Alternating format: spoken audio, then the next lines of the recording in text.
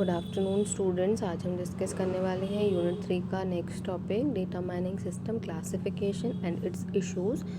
Data mining system को categorise करने के लिए हम क्या करते हैं, बहुत सारे टाइप की टेक्निक्स यूज़ करते हैं। वो टेक्निक्स क्या होती हैं हमारी, spatial data analysis, information retrieval, pattern recognization and image analysis.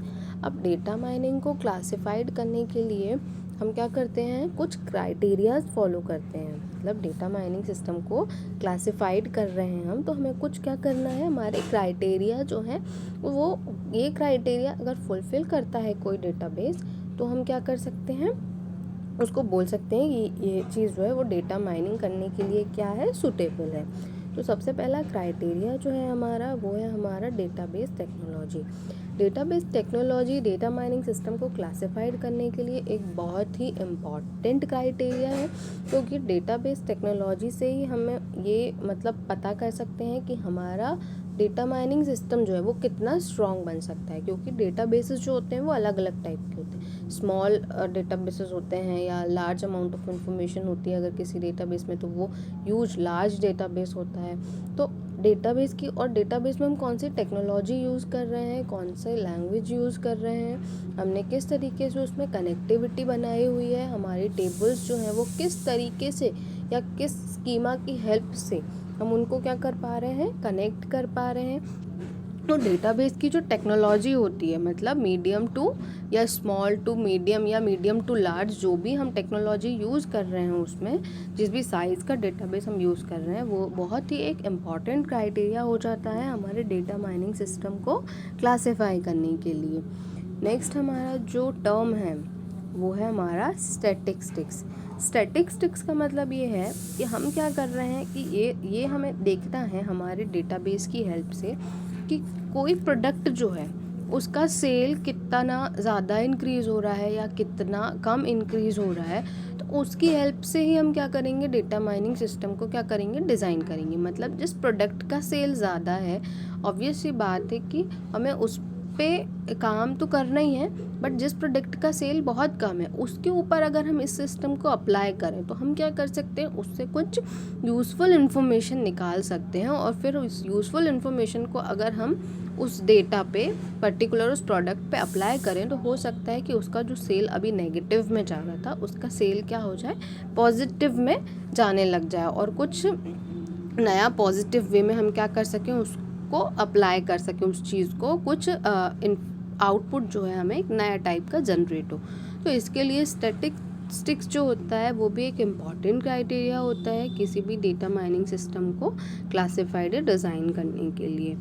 Next जो हमारी टर्म है वो है मशीन लर्निंग।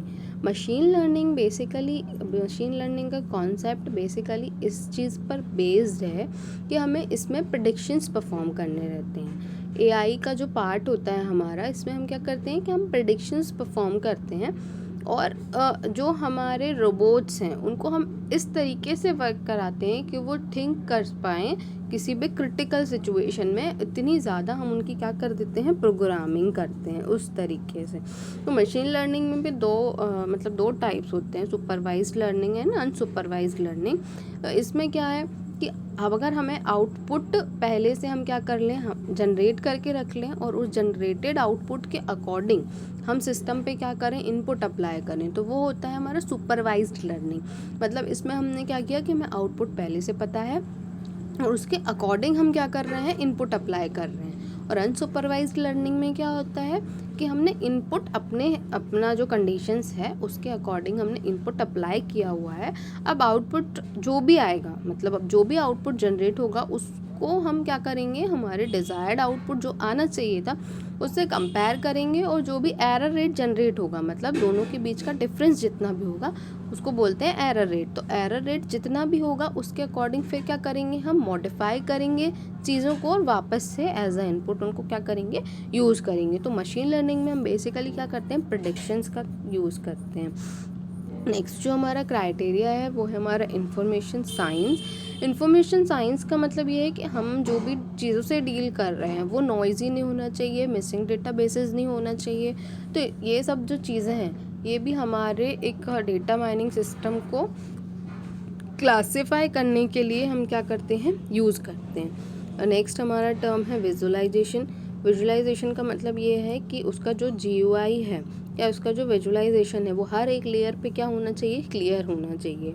और नेक्स्ट और लास्ट हमारा जो क्राइटेरिया वो है अदर डिसिप्लिन्स में और कुछ भी और मतलब कुछ जो डिसिप्लिन्स हैं वो भी हम क्या कर सकते हैं, इसमें ऐड कर सकते हैं। तो ये यहाँ पर एक चार्ट गिवन है। इस चार्ट में मतलब ये सारी फंक्शनैलिटीज़ जो हैं क्लासिफिकेशन के लिए वो अच्छे से समझ में आ रही हैं कि हमने कौन कौन से क्राइटेरियाज़ यूज़ करे। तो हमने यूज़ किया है डेटाबेस टेक्नोलॉजी यूज़ की है, हमने स्टैटिस्टिक्स यूज़ किया है, हमने विजुअलाइजेशन यूज़ किया है, इंफॉर्मेशन साइंस यूज़ किया है, मशीन लर्निंग यूज़ किया है और अदर डिसिप्लिन्स भी हम क्या कर सकते हैं, इसमें ऐड कर सकते हैं। तो ये जो है हमारा, ये क्या है, हमारा डेटा माइनिंग सिस्टम का क्लासिफिकेशन है। अब डेटा माइनिंग सिस्टम को डिज़ाइन करना बहुत ईजी प्रोसेस भी नहीं है, क्योंकि इसमें हमें क्या करना रहता है, हमें बहुत सारे डेटाबेसेस को लिंक करना रहता है। तो लिंकिंग में भी क्या होती है कि बहुत सारी क्या प्रॉब्लम्स जनरेट हो सकती है। तो डेटाबेसेस जो होते हैं वो अलग अलग जगह पे प्रेजेंट होते हैं और फिर उनको एक ही जगह पे लिंक करना और फिर उनसे इन्फॉर्मेशन को रिट्रीव करना, ये कहीं ना कहीं थोड़ा सा प्रॉब्लमेटिक प्रोसेस भी हो जाती है जब हम लार्ज टाइप का डेटाबेस क्या करते हैं, यूज़ करते हैं। तो किस टाइप की डिफ़िकल्टीज़ जो हैं वो हमें फेस करनी पड़ती हैं डेटा माइनिंग सिस्टम के लिए। तो उसमें जो कुछ डिफ़िकल्टीज़ हैं वो क्या हैं, फर्स्ट जो हमारा डिफ़िकल्टी है वो है हमारी लिमिटेड इन्फॉर्मेशन। लिमिटेड इन्फॉर्मेशन एक टाइप का मतलब हमारे लिए डिसएडवांटेज ही है, क्योंकि हो सकता है कि हम मैक्सिमम 10-12 डेटाबेसेस को कनेक्ट कर सकें, लेकिन हमें अगर रिक्वायर्ड है कि उससे ज़्यादा डेटाबेसेस को कनेक्ट करना है, लेकिन वो एक लेवल पे आकर क्या है, पॉसिबल नहीं है, तो हमारी इन्फॉर्मेशन जो है वो क्या हो जाएगी, वो लिमिटेड हो जाएगी। तो लिमिटेड इन्फॉर्मेशन एक टाइप की डिफ़िकल्टी होती है। सेकंड है नॉइज़ और मिसिंग डेटा। नॉइज़ और मिसिंग डेटा भी एक डिसएडवांटेज ही है, क्योंकि नॉइज़ का मतलब क्या है कि कुछ आउटलेयर्स जनरेट हो गए हैं और डेटाबेसेस में कुछ फील्ड्स ऐसी भी होती हैं जो ब्लैंक छूट जाती हैं, मतलब हमारा क्या हो जाता है, मिसिंग डेटा भी जनरेट हो जाता है। तो वो भी हमारे लिए क्या है, एक डिफ़िकल्टी है। नेक्स्ट है हमारा user interaction and prior knowledge. अगर यूज़र इंटरेक्शन नहीं होगा उस चीज़ का अच्छे से, तो फिर उस सिस्टम का कोई मतलब ही नहीं है डिज़ाइन करने का। तो यूज़र इंटरेक्शन और प्रायर नॉलेज भी क्या है, हमें ध्यान रख के उसको डिज़ाइन करना पड़ेगा। अनसर्टिनिटी भी हो सकती है, क्योंकि कभी किस टाइम पे कनेक्शन लॉस हो जाए या कोई वायरस अटैक के कारण या किसी साइबर क्राइम के कारण हमारी फाइल्स जो हैं वो डिलीट हो जाएं, तो फिर हम आगे उसको क्या नहीं कर पाएंगे, प्रोसीड नहीं कर पाएंगे। तो अनसर्टिनिटी भी एक बहुत बड़ी डिफ़िकल्टी है इसके लिए। नेक्स्ट और लास्ट जो हमारा एक प्रॉब्लम है वो क्या है, size updates and irrelevant fields. Size, obviously size अगर बहुत ज़्यादा हम इंक्रीज़ करते जाएंगे, कनेक्टिविटी बहुत ज़्यादा करते जाएंगे, तो हमारा सिस्टम जो है वो काफ़ी स्लो हो जाएगा और उसमें से फिर इन्फॉर्मेशंस को रिट्रीव करने के लिए हमारी टाइम कॉम्प्लेक्सिटी जो है हमारे सिस्टम की वो बहुत ज़्यादा बढ़ जाएगी और स्पेस कॉम्प्लेक्सिटी जो है वो भी बहुत ज़्यादा बढ़ जाएगी। अपडेट्स देना फिर थोड़ा सा ज़्यादा डिफ़िकल्ट हो जाएगा, क्योंकि टेबल्स हमारी बहुत सारी कनेक्ट हो चुकी हैं और फिर हमें उसमें अपडेट करना है, तो हमें पर्टिकुलर फील्ड्स में जाके चेंजेस करने पड़ेंगे कहीं कहीं। तो वो क्या हो जाता है कि थोड़ा सा ओवरहेड हमारा जो है वो बढ़ा देता है। एंड इररिलेवेंस फील्ड, अब जब हम इतना सारा डेटा एक साथ ही यूज़ कर रहे हैं तो ये तो है ही कि उसमें इररिलेवेंट फील्ड्स भी कुछ ना कुछ जनरेट हो ही जाएंगी। उन इररिलेवेंट फील्ड्स को हमें क्या करना पड़ेगा, डिलीशन प्रोसेस से डिलीट करना पड़ेगा। तो ये भी क्या है, हमारा एक ओवरहेड बढ़ाने का ही एक पॉइंट हो गया। तो ये जो सारे पॉइंट्स हैं, ये जो सारी डिफ़िकल्टीज़ हैं किसी भी डेटा माइनिंग सिस्टम को हम डिज़ाइन करते हैं या कैरेक्टराइज करते हैं, तो हमें किस टाइप की डिफ़िकल्टीज़ जो हैं वो फेस करनी पड़ती हैं। Thank you.